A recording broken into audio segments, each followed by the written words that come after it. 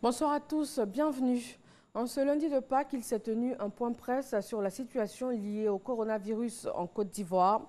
Ce sont au moins 3000 échantillons de cas suspects qui ont été prélevés depuis la découverte du premier cas dans le pays. La prise en charge des cas positifs fait observer un nombre croissant de guérisons et un faible taux de mortalité.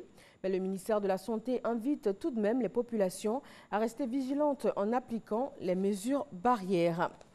Et le lavage des mains à l'eau et au savon fait partie de ces mesures barrières et c'est une des activités les plus pratiquées en cette période de lutte contre le coronavirus. Une activité qui en ajoute aux besoins quotidiens des populations en eau potable. Alors sommes-nous à l'abri d'une pénurie en eau potable? Devant les implications multidimensionnelles de cette pandémie, notre reporter Noël Niagno est allé à la source de distribution de l'eau potable en Côte d'Ivoire pour en avoir le cœur net. Son reportage à 20 h. Dans la région de Lamé, l'heure est toujours à la sensibilisation et à l'information des populations quant au strict respect des règles de sécurité. Elles ont reçu des kits sanitaires du gouvernement avec le nécessaire pour une bonne application des gestes barrières. Les armées ivoiriennes mènent également le combat contre la maladie à coronavirus, en plus des dispositifs de secours, d'évacuation d'éventuels cas de contamination, également la sécurisation des frontières. Notre armée se lance dans la confection de cache-nez. Abou Sanogo. État-major général des armées, magasin central du commissariat des armées, un dispositif de lavage des mains pour tout visiteur. Nous sommes à l'atelier couture de l'état-major des armées. Il est chargé de la confection d'uniformes des officiers généraux, des officiers supérieurs, des sous-officiers et des militaires du rang.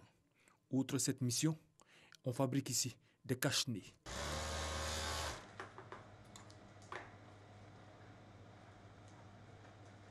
Se protéger et protéger tous les militaires contre le Covid-19 est la principale raison de la fabrication des cache-nez. Tout commence ici dans la salle de coupe.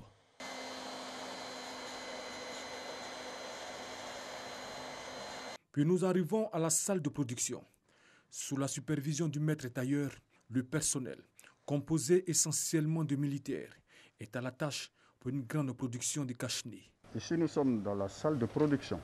Nous avons 1000 pièces le jour. Ce sont des masques de qualité qui sont réutilisables. Voilà.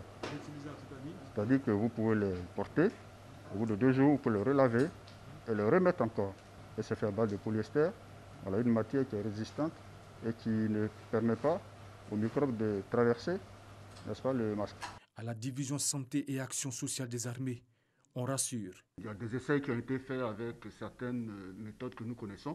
Et il n'y avait pas que des médecins dans ce comité, il y avait des pharmaciens, des vétérinaires, des chirurgiens dentistes. On a tous donné notre avis pour cette matière.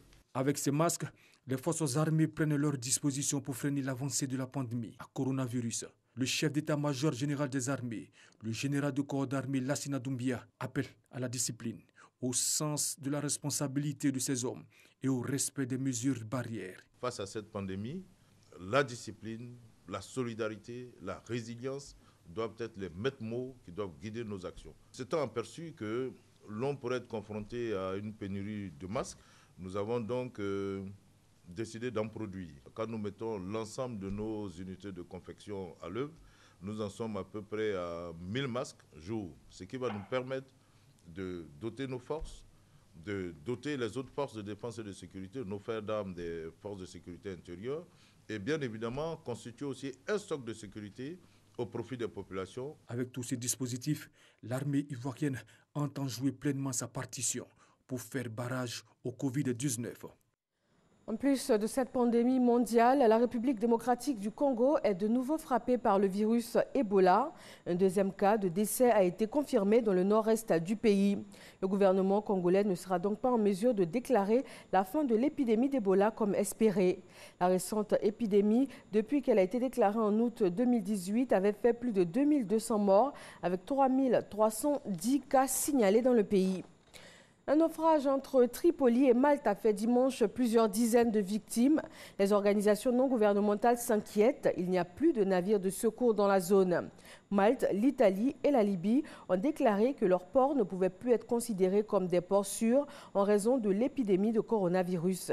Dès vendredi, une organisation non gouvernementale avait établi le contact avec 4 embarcations, 260 migrants au total ayant besoin d'assistance, certains de façon urgente.